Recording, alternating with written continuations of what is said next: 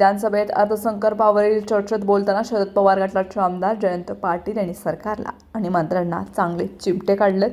अजितदादा, तुम्ही सलग 11 वेळा अर्थसंकल्प मांडल्याबद्दल मी तुमचं पुन्हा अभिनंदन करतो। यावेळी तुम्ही अनेक विक्रम केलेत, पण 45,000 कोटी रुपयांच्या महसुली तुटीचा अर्थसंकल्प आत्तापर्यंत कुणीही मांडला नाही।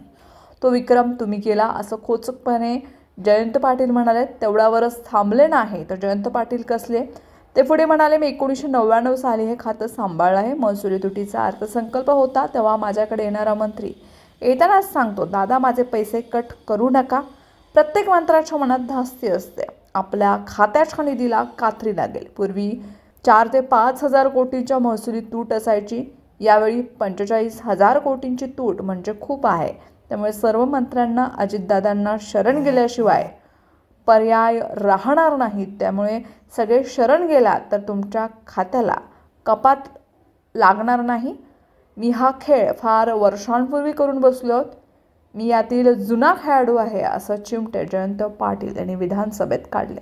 एवढे पैसे जाहीर केलेले होते ते सगळे कपात करत 45-46,000 कोटीवर डिफिसिट आलं।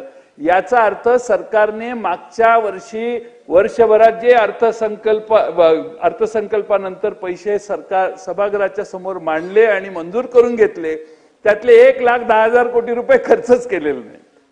आणि म्हणून माझी आपणाला विनंती आहे की अध्यक्ष महोदय, तरी देखील 45,000 कोटी डिफिसिट आहे, ही काळजी करण्यासारखी गोष्ट आहे।